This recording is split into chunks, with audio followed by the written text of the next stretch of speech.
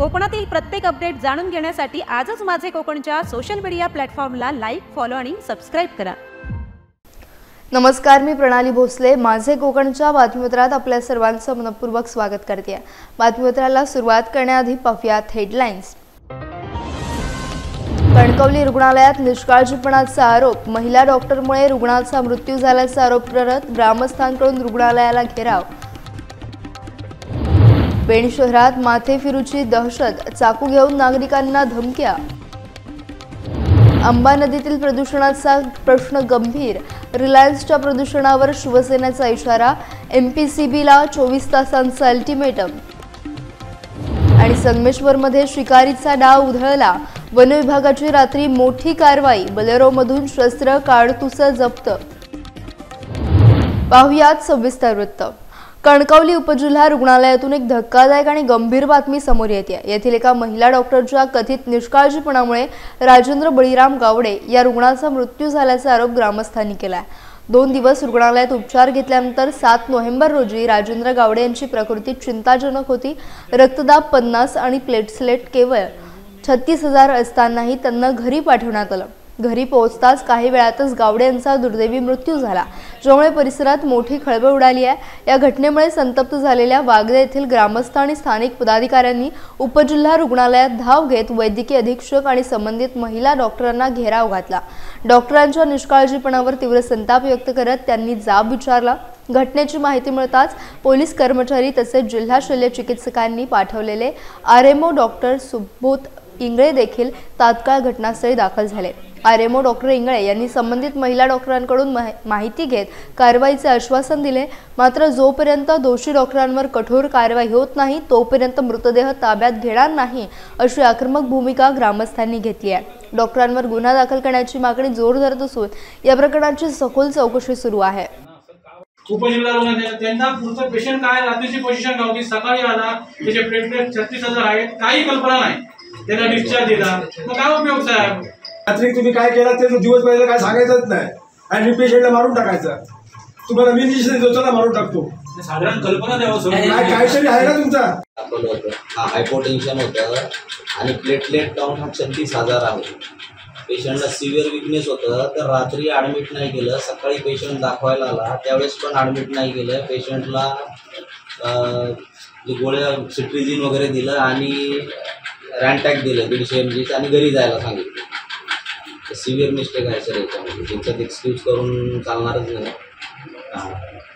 Clear cut. हां, आणि विशेष म्हणजे इथे MS फिजिशियन आहेत इथले आपले, तो 2 असताना सुद्धा ह्यांनी ओपिनियन घेतलेलं नाही, त्या दोघांना काहीच माहित नाही।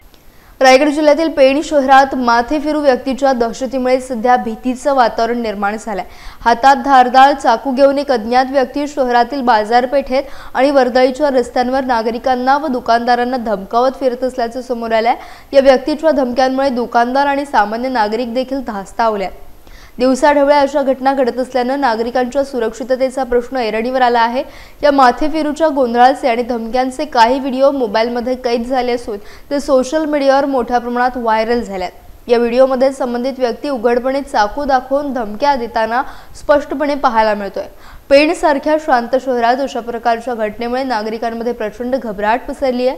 संध्याकाळ होताच बाजारपेठेत गर्दी कमी होत असल्याचं चित्र आहे। स्थानिक नागरिक आणि व्यापारी वर्गाकडून या व्यक्तीवर तातडीनं कठोर कारवाई करण्याची मागणी करण्यात आली आहे। पोलिसांनी या गंभीर प्रकरणाची त्वरित दखल घेऊन आरोपीला शोधून अटक करावं, जेणेकरून शहरातील कायदा आणि सुव्यवस्था पूर्वपदावर येईल आणि नागरिकांना भयमुक्त वातावरण मिळेल। या घटनेमुळे पेण शहराच्या शांततेला गालबोट लागले असून पोलिसांसमोर एक मोठं आव्हान उभं आहे।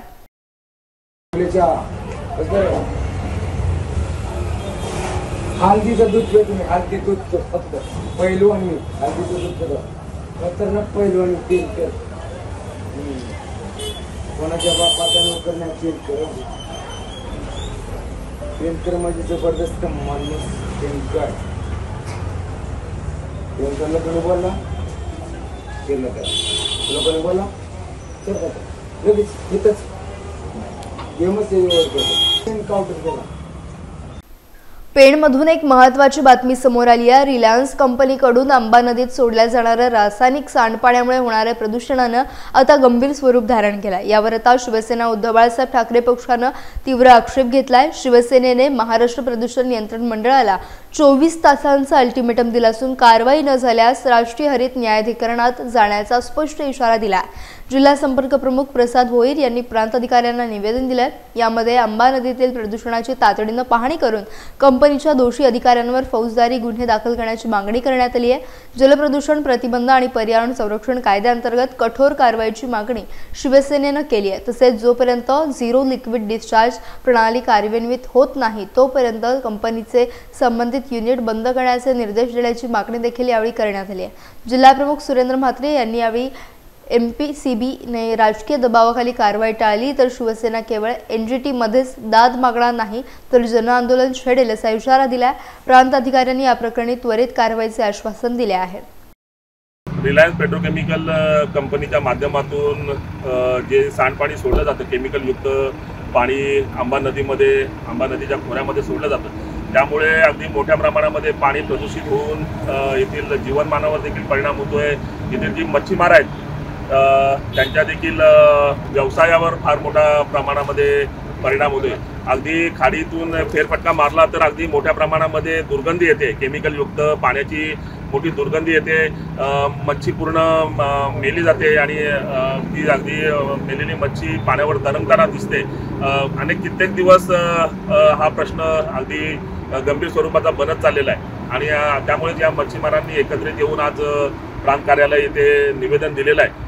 तातडीने त्याचे सॅम्पल्स घेऊन आणि त्या जे काही सेडिमेंट्स आहेत त्यामध्ये कोणते केमिकलचे जे आधी आपल्या शरीराला घातक आहेत अशा केमिकल अनट्रीटेड केमिकल जे पाण्यामध्ये सोडलं जाते त्या बाबतीत तातडीने MPCBने आणि जिल्हा प्रशासनाने त्यांच्यावर कारवाई करावी आणि अगदी फौजदारी स्वरूपाचे गुन्हे या कंपनीवर लागू करावेत अशी मागणी शेतकऱ्यांच्या माध्यमातून करण्यात आलेली आहे। रत्नागिरी जिल्ह्यातील संगमेश्वर तालुक्यात वनविभागाने मोठी कारवाई करत शिकारीचा कट उधळून लावलाय। 6 नोव्हेंबर रोजी रात्री गस्त घालत असताना संगमेश्वर जवळच्या राजवाडी परिसरात वनविभागाच्या पथकाला एका बोलेरो पिकअपमधून संशयास्पद हालचाली दिसल्या। वाहनाच्या टपावर काही इसम टॉर्चच्या साह्याने शिकारीच्या उद्देशाने लाईट फिरवताना आढळल्यात। वनविभागाने तात्काळ वाहनाला थांबवून झडती घेतली। यावेळी वाहनातून एक 12 बोअरची बंदूक, 6 जिवंत काडतूस आणि 2 हँड टॉर्चसह इतर साहित्य जप्त करण्यात आले। या प्रकरणी वनविभागाने 4 संशयित आरोपींना ताब्यात घेतलं असून त्यांच्यावर भारतीय वन्यजीव संरक्षण अधिनियम 1972 अंतर्गत गुन्हा दाखल करण्यात आला आहे। पुढील तपास सुरू आहे। कोल्हापूर मुख्य वनरक्षक आणि रत्नागिरी विभागीय वनाधिकारी यांच्या मार्गदर्शनाखाली ही कारवाई यशस्वी झाली आहे। वनविभागाच्या सतर्कतेमुळे वन्यजीवांचा जीव वाचलाय। विभागीय वनाधिकारी गिरिजा देसाई यांनी नागरिकांना यावेळी आवाहन केलंय। परिसरात अशा घटना आढळल्यास वनविभागाच्या टोल फ्री क्रमांकावर संपर्क साधावा अशी त्यांनी विनंती केली आहे। महाडमध्ये मनसेच्या इशाऱ्यानंतर पोलीस प्रशासनाने अखेर नमतं घेतल्याचं चित्र पाहायला मिळालं। मनसे महाड शहर अध्यक्ष पंकज उमासरे यांना झालेल्या मारहाण प्रकरणी पोलिसांनी 2 मुख्य आरोपींना अटक केली आहे। मंत्री भरत गोगावले यांच्यावर राजकीय आरोप केल्याच्या रागातून शिंदे गटाच्या कार्यकर्त्यांनी उमासरे यांना मारहाण केल्याचा आरोप होता। या प्रकरणी गुन्हा दाखल होऊनही आरोपी मोकळे फिरत होते। यावेळी संतप्त मनसे नेते अविनाश जाधव यांनी आक्रमक पवित्रा घेतला। जर शनिवारपर्यंत आरोपींना अटक झाली नाही तर सोमवारी महाड बंदचा इशारा जाधव यांनी दिला होता। या इशाऱ्यानंतर महाड पोलीस प्रशासनावर मोठा दबाव आला। पोलिसांनी तातडीने कारवाई करत रोहन धेंडवाळ आणि प्रशांत शेलार या 2 मुख्य आरोपींना अटक केली।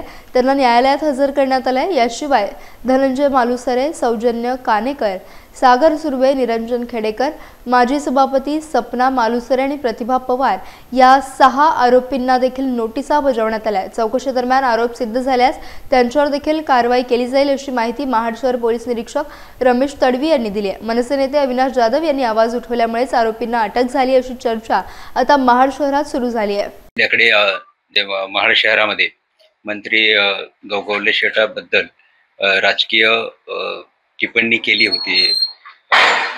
पंकज उमासरे म्हणून आहे मनसेचे कार्यकर्ते, त्याच्यावरून त्या रागाच्या पोटी त्यांच्या कार्यकर्त्यांनी मारहाण केली मनसेच्या कार्यकर्त्याला। त्याच्यावरून महाड शहर पोलीस स्टेशनला गुन्हा दाखल झाला होता। त्याच्यामध्ये आरोपी त्यांच्याकडे चौकशी करून त्यातील 2 आरोपी आहे त्यांना अटक केलेले आहे आणि जे उर्वरित जे 6 आरोपी आहे त्यांना नोटीस देण्यात आलेली आहे. आज त्यांना माननीय कोर्टामध्ये हजर केलेला आहे. पुढील जो आदेश आहे मान्य न्यायालयाच्या आदेशाप्रमाणे पुढील कारवाई करीत आहोत. 2 आरोपी कोण अटक केले? त्याच्यामध्ये रोहन धेनवाडे आणि प्रशांत शेलार म्हणून आहे, त्यांना अटक केलेली आहे. खबत पुन्हा असे जे घटना आहे ते पुन्हा होऊ नये म्हणजे त्यांनी हा प्रश्न केला की तुम्ही अटक का केली, बेलेबल सेक्शन्स आहे तर तुम्ही अटक का केली असं म्हणून आम्ही हे सांगितलं की बाबा असे पुन्हा होऊ नये, जे असे दुखापती कोणालाही सीमारण होऊ नये आणि कायदा सुव्यवस्था बिघडू नये म्हणून आपण त्यांना अटक केलेली आहे म्हणून कोर्टामध्ये सांगितलेलं आहे. जो प्राथमिक तपास केलेला आहे तो तपास मी केलेला आहे. प्राथमिक तपासामध्ये सध्या ह्या 8 आरोपी विरुद्ध पुरावा प्राप्त केलेला आहे.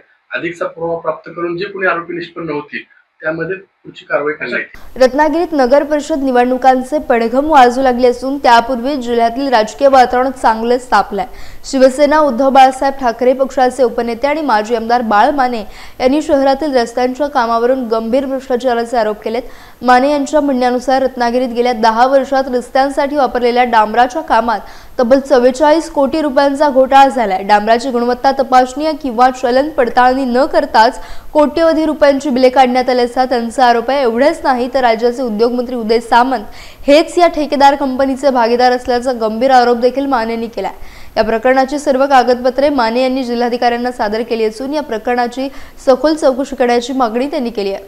रत्नागिरीतले खड्डे आणि त्यामुळे निर्माण झालेली सगळी एकंदरीत भयावह परिस्थिती या संदर्भात सुद्धा पक्षाच्या वतीनं आम्ही आंदोलन केलं होतं आणि म्हणून आमच्या मनामध्ये असा प्रश्न आला की वारंवार रत्नागिरीतलेच खड्डे किंवा रस्त्यामध्ये खड्डे का पडतात, फक्त पाऊस रत्नागिरीत पडतो का, उभ्या देशात जगात पाऊस पडत नाही का? आणि त्यामुळं आम्ही RTI टाकला होता रत्नागिरी नगर परिषदेमध्ये आणि त्या RTIच्या माहितीनुसार आमच्या असं लक्षात आलं आहे की गेल्या 10 वर्षामध्ये जवळजवळ 150 कोटी रुपयाची कामं एकाच RD सामंत अँड 114 कोटी रुपयाची कामं एकच RD सामंत अँड कंपनीला देण्यात आली. विद्यमान आमदार हे त्याचे शेअर होल्डर आहेत, त्यांच्या पत्नी ॲडव्होकेट जयश्री ताई आमच्या भगिनी ह्या त्या ठिकाणी शेअर होल्डर आहेत आणि त्यामुळं हा सगळा सत्तेचा दुरुपयोग करून ह्या ठिकाणी जी माहिती आली त्याच्यामध्ये 44 कोटी रुपयाच्या कामाची डांबर बिटुमिन चलन दिलेली नाही आहेत असं आम्हाला RTIच्या माहितीनुसार आलं आहे. आणि जर त्या कामात डांबरच जर वापरलं नसेल तर हे रस्ते दर्जाहीन होणार आहेत. काही दिवसापूर्वी काही वर्षापूर्वी एक माजी खासदारांनी सुद्धा असं म्हटलं होतं की रत्नागिरीमध्ये डांबर चोर आहेत. मी असं काय म्हणू इच्छित नाही, परंतु ह्या निमित्तानं दर्जाहीन रस्ते झाल्यामुळं मला पदयात्रेमध्ये चालत असताना अनेक नागरिक भेटले किंवा मलाही अनुभव आला, अनेक वेळेला माझाही पाय त्याच्यामध्ये मुरगळला की साधं विकसित रत्नागिरीमध्ये मला जर चालता येत नसेल तर हा शाश्वत विकास आहे का? त्यामुळे याची सगळ्याची चौकशी व्हावी. माझ्या जीवाला धोका असल्याचा मला एक शंका येते आणि त्यामुळं राज्य शासनाकडं मी आणि माझ्या कुटुंबाला पोलीस संरक्षण मिळावं अशा प्रकारची मागणी केली. चिपळूण नगर परिषदेची निवडणूक जाहीर झाल्यानं शहरात राजकीय वातावरण चांगलंच तापलंय. गेल्या 4 तारखेपासून शहरात आचारसंहिता लागू झाली असून निवडणूक आयोगाच्या नियमावलीनुसार सर्व प्रक्रिया पार पडणार आहेत. याच पार्श्वभूमीवर चिपळूणमध्ये निवडणूक निर्णय अधिकारी तथा प्रांत अधिकारी आकाश लिगाडे यांनी पत्रकार परिषद घेऊन निवडणूक प्रक्रियेची सविस्तर माहिती दिली.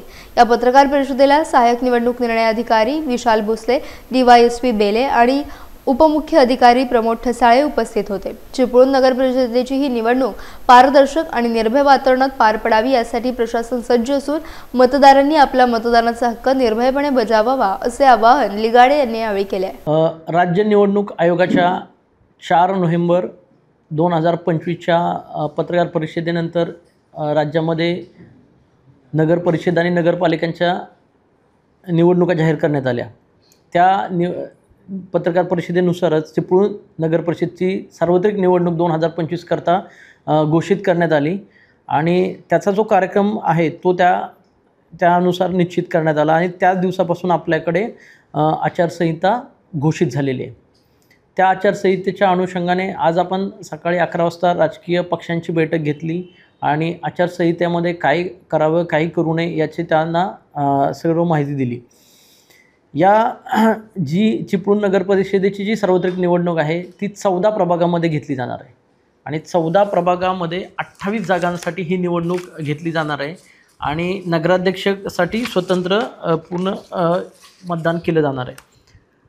त्यामध्ये पुढची जी प्रक्रिया आहे निवडणूक आयोगाने जाहीर केलेली त्याच्यामध्ये 10 नोव्हेंबरपासून 17 नोव्हेंबरपर्यंत नामनिर्देशन पत्र स्वीकारायचे आहेत, ते याच ठिकाणी स्वीकारले जातील। त्याच्यानंतर 18 तारखेला छाननी आहे आणि 19 ते 21मध्ये उमेदवारी अर्ज माघार घेतले जातील आणि 21 ते 25पर्यंत अपील दाखल करण्याचा पिरियड आहे आणि 26 तारखेला चिन्ह वाटप आहे, म्हणजे 26 तारखेला अंतिम यादी मतदाराची निश्चित होईल। 16 आणि 23ला आपण पहिलं दुसरं प्रशिक्षण घेतोय, जे काही 53 टीम केंद्रावर पाठवणार आहे त्यांचं। त्यानंतर आपण 30 तारखेला काउंटिंगचं प्रशिक्षण घेतोय आणि 3 तारखेला काउंटिंग आहे, 1 तारखेला डिस्ट्रीब्युशन आहे, 2 तारखेला रिसिविंग आणि मतदान पोल डे आहे आणि 28 किंवा 29 तारखेला आपण कमिशनिंग करतोय, म्हणजे मशीन्स तयार करतोय। म्हणजे हे टेंटेटिव्ह आपलं सगळं इलेक्शनचा टोटल कार्यक्रम आपल्या चिपळूण नगरपालिकेसाठी सार्वत्रिक निवडणुकीसाठी राज्यात पर्यावरणाचा समतोल राखण्यासाठी युती सरकारने एक मोठा आणि महत्त्वाकांक्षी संकल्प केलाय। येत्या 5 वर्षांच्या कार्यकाळात संपूर्ण महाराष्ट्रात तब्बल 2.5 कोटी झाडे लावण्याचं भव्य उद्दिष्ट ठेवण्यात आलंय। या महत्त्वाकांक्षी योजनेची सविस्तर माहिती वनमंत्री गणेश नाईक यांनी दिली आहे। या योजनेअंतर्गत सरकारच्या गेल्या 8 महिन्यांच्या कार्यकाळात राज्यात आधीच 10 लाख झाडे यशस्वीरित्या लावण्यात आली आहेत। आता उर्वरित कार्यकाळात 2 कोटी 40 लाख झाडे लावण्याचे नियोजन आहे, ज्यामुळे 2.5 कोटींच्या उद्दिष्टांपर्यंत सहज पोहोचता येईल। या प्रचंड वृक्षारोपण मोहिमेसाठी आवश्यक असणारी रोपे तयार करण्यासाठी राज्यभरात विशेष तयारी सुरू आहे। महाराष्ट्राच्या 5ही प्रशासकीय विभागांमध्ये भव्य आणि अद्ययावत रोपवाटिका उभारण्यात येणार आहे। या रोपवाटिकांमधून विविध प्रकारची सुदृढ रोपे मोठ्या प्रमाणात उपलब्ध होतील, ज्यामुळे वृक्षारोपण मोहीम अधिक प्रभावी होईल। पनवेल येथे आयोजित वंदे मातरम गुणगौरव सोहळ्यानिमित्त बोलताना वनमंत्री गणेश नाईक यांनी ही माहिती दिली आहे। 250 कोटी आता त्याच्यातले जवळजवळ 11 महिने गेले, टोटल 60 महिन्यापैकी आता राहिलेत 50-51 महिने। यावर्षी वन खात्याच्या नर्सरी, कृषी खात्याच्या नर्सरी, विद्यापीठाच्या नर्सरी, शेवटी खाजगी नर्सऱ्यांमधून रोपं मागवली आणि 10 कोटीचा इष्टांक पूर्ण केला। आता राहिलेल्या या 50 महिन्यामध्ये 240 कोटी झाडं लावण्याकरता रोपं उपलब्ध होऊ शकणार नाहीत, म्हणून टिश्यू कल्चरच्या माध्यमातून रोपाची निर्मिती करण्याकरता कोकणामध्ये एक टिश्यू कल्चरची लॅब, पुण्यामध्ये म्हणजे पश्चिम महाराष्ट्राकरता, संभाजीनगरमध्ये मराठवाड्याकरता, नागपूरमध्ये विदर्भाकरता आणि जळगावमध्ये खानदेशाकरता अशा 5 लॅब तयार करून साधारण ह्या 1.5 वर्षामध्ये रोपाची निर्मिती करून एखाद्या वर्ष त्याला हार्डनिंगसाठी लागेल आणि राहिलेल्या 1.5 वर्षामध्ये ती झाडं लागली जातील। नवीन पनवेलमध्ये वंदे मातरम गीताच्या 150व्या वर्षानिमित्त एक भव्य कार्यक्रमाचं आयोजन करण्यात आलं होतं। भारतीय जनता पक्षातर्फे के बाठिया विद्यालयात आयोजित या विशेष सोहळ्यात शालेय विद्यार्थ्यांनी मोठ्या उत्साहात सहभाग घेतला। सुमारे 2,500हून अधिक विद्यार्थ्यांनी एकत्रितपणे वंदे मातरम हे राष्ट्रगीत गाऊन उपस्थितांना भारावून टाकला। या प्रसंगी राज्याचे वनमंत्री गणेश नाईक प्रमुख अतिथी म्हणून उपस्थित होते। प्रसिद्ध अभिनेते आणि व्याख्याते शरद बोंक्षे यांनी प्रमुख वक्ते म्हणून आपल्या प्रभावी भाषणातून राष्ट्रभक्तीची ज्योत प्रज्वलित केली। कार्यक्रमाचे प्रमुख आमदार प्रशांत ठाकूर यांनी स्वागत आणि प्रस्तावित केले, तसेच या आयोजनामागील उद्देश स्पष्ट केला। आमदार ठाकूर यांनी यावेळी वंदे मातरम हे गीत भारतीय स्वातंत्र्य संग्रामातील राष्ट्रप्रेम, एकता आणि स्वाभिमानाचं प्रतीक असल्याचं सांगितलं। युवकांमध्ये देशभक्तीची भावना दृढ करणे आणि संविधानाच्या मूल्यांचा प्रसार करणे या उपक्रमाचे उद्दिष्ट असल्याचे त्यांनी सांगितले। पालक, नागरिक आणि विविध संस्थांचे पदाधिकारी देखील मोठ्या संख्येने उपस्थित होते। वंदे मातरमच्या जयघोषाने संपूर्ण परिसर राष्ट्रभक्तीच्या उत्स्फूर्त भावनेने दुमदुमून गेला होता। वंदे मातरम या आपल्या राष्ट्रीय गीताला 150 वर्ष पूर्ण झाल्याबद्दल देशभरामध्ये शासकीय पातळीवरती अनेक कार्यक्रम संपन्न होत आहेत। त्याचबरोबरीनं भारतीय जनता पार्टीच्या माध्यमातून महाराष्ट्रामध्ये 10 आणि देशभरामध्ये एकूण 150 असे कार्यक्रम संपन्न झाले। त्यापैकी एक कार्यक्रम पनवेलला संपन्न झाला, ज्याला सन्माननीय गणेश नाईक साहेबांनी उपस्थिती लावली। त्याचबरोबर सुप्रसिद्ध विचारवंत शरद बोंक्षेजी यांनी व्याख्यान या ठिकाणी त्यांचं आयोजित करण्यात आलेलं होतं। या कार्यक्रमाला अनेक शहरामधल्या संस्थांचे सर्व पदाधिकारी, विविध राष्ट्रप्रेमी संस्थांचे सर्व पदाधिकारी उपस्थित राहिले, विविध शाळांचे विद्यार्थी विद्यार्थिनी शिक्षक शिक्षिका हेही उपस्थित राहिले। मी या सगळ्यांचंच मनापासून आभार व्यक्त करतो। वंदे मातरम संपूर्ण गीत या सगळ्यांनी मिळून आज एकत्रित्या गायलं आणि इथे उपस्थित प्रत्येकाच्याच मनामध्ये हृदयामध्ये रोमांच उभे राहिले। या सगळ्यांचाच मी ऋणी आहे। आपल्या राष्ट्रगीत वंदे मातरमला 150 वर्ष पूर्ण झाल्याच्या निमित्तानं देशभरात उत्साहाचं वातावरण आहे। नवी मुंबईतील राष्ट्रीय बौद्धिक दिव्यांगजन सशक्तीकरण संस्था यामध्ये ऐतिहासिक क्षणाचा आगळावेगळा जल्लोष करण्यात आलाय। संस्थेच्या प्रादेशिक केंद्रानं विविध देशभक्तीपर आणि सांस्कृतिक कार्यक्रमांचे भव्य आयोजन केले होते। प्रभारी अधिकारी डॉक्टर रवी प्रकाश सिंग यांच्या मार्गदर्शनाखाली हा कार्यक्रम पार पडला। या कार्यक्रमाची सुरुवात पंतप्रधान नरेंद्र मोदी यांच्या वंदे मातरम 150 वर्ष या विषयावरील थेट प्रक्षेपणानं झाली। बौद्धिक दिव्यांग विद्यार्थी, त्यांचे पालक, प्रशिक्षणार्थी, शिक्षक आणि कर्मचारी मोठ्या संख्येने उपस्थित होते। सर्वांनी उत्साहानं थेट प्रक्षेपण पाहत राष्ट्राभिमान आणि देशभक्तीचे संदेश आत्मसात केले। थेट प्रक्षेपणानंतर संस्थेपासून उत्सव चौक मेट्रो स्थानकापर्यंत भव्य रॅली काढण्यात आली। वंदे मातरम, भारत माता की जयच्या घोषणांनी परिसर दुमदुमून गेला होता। याशिवाय प्रशिक्षणार्थींसाठी देशभक्तीपर रांगोळी स्पर्धा आणि ज्ञानवर्धक प्रश्नमंजुषा स्पर्धेचं आयोजन करण्यात आलं होतं। विजेत्यांना डॉक्टर सिंग यांच्या हस्ते पारितोषिक देऊन गौरवण्यात आलं। त्यांनी राष्ट्रसेवेची भावना जोपासण्याचं आवाहन केलं। ज्योती खरात यांनी या प्रेरणादायी कार्यक्रमाचे यशस्वी संयोजन केले। या उपक्रमाद्वारे संस्थेने देशभक्ती आणि एकतेचा संदेश प्रभावीपणे समाजापर्यंत पोहोचवला आहे।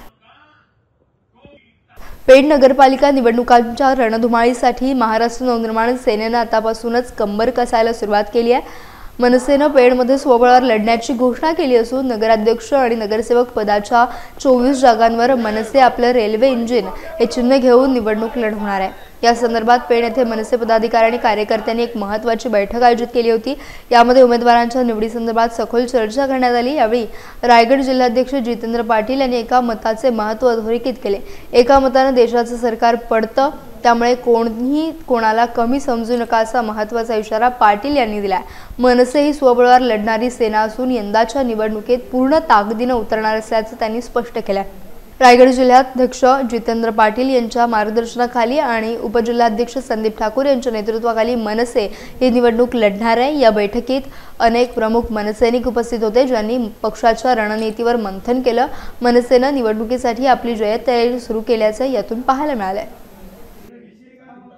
तुर्तास नगराध्यक्षाच्या पदासकट 24 वॉर्डमध्ये महाराष्ट्र सेना सर्व उमेदवार, सर्वसामान्यांचे जाण असणारे उमेदवार, असे उमेदवार देऊन या नगरपालिकेमध्ये लढण्याच्या तयारीमध्ये आहे।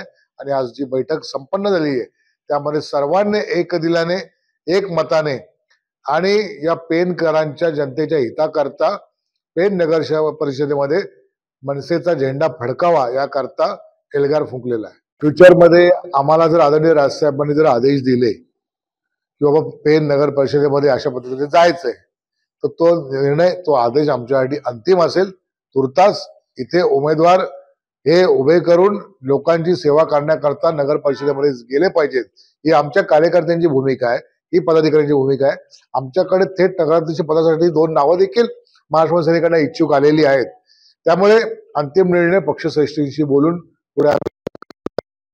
राज्याचे वनमंत्री गणेश नाईक यांनी एक अत्यंत महत्त्वपूर्ण घोषणा केली आहे। लवकरच राज्यातील कांदळवन क्षेत्र पर्यटन केंद्रांमध्ये रूपांतरित केले जाणार आहेत। या महत्त्वाकांक्षी प्रकल्पाचा आरंभ सिंधुदुर्ग, रत्नागिरी आणि ठाणे या जिल्ह्यांमध्ये प्रायोगिक तत्वावर केला जाईल।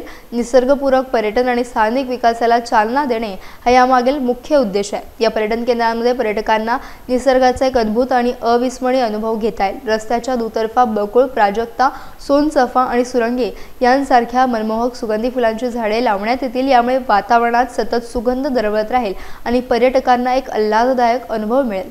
सुरू झाले आहेत कांदळवनाचं म्हणजे पर्यटन केंद्र नवी मुंबईत तर 2 होणार आहेत, सिंधुदुर्गामध्ये होणार आहेत, रत्नागिरीमध्ये होतील, ठाण्यामध्ये होतील आणि कांदळवनाचं संगोपन सुद्धा अतिशय उत्कृष्ट केलं जाईल। आता हिरवीगार डोंगर, सप्तरंगाचे रस्ते आणि सप्त सुगंधाचे रस्ते, बकुली, सुरंगीचा गजरा, सुरंगी, बकुली, प्राजक्त, सोनचाफा अशा प्रकारे रुद्राक्ष अशा प्रकारची झाडं लावून त्या ठिकाणी महाराष्ट्राची भूमी, पवित्र भूमी होती आहे थोडी बिघडण्याचा प्रयत्न कोणी चालला होता तो दुरुस्त करून पुन्हा त्या भूमीचं तेच समृद्धीची जबाबदारी Ahmedabad road, Mumbai road, Goa road सगळ्या रोडची जबाबदारी सोशल फॉरेस्ट्री म्हणून माननीय मुख्यमंत्र्यांनी वन खात्याकडे दिलेली आहे आणि ती जबाबदारी आम्ही पूर्ण पार पाडू असा विश्वास व्यक्त करू।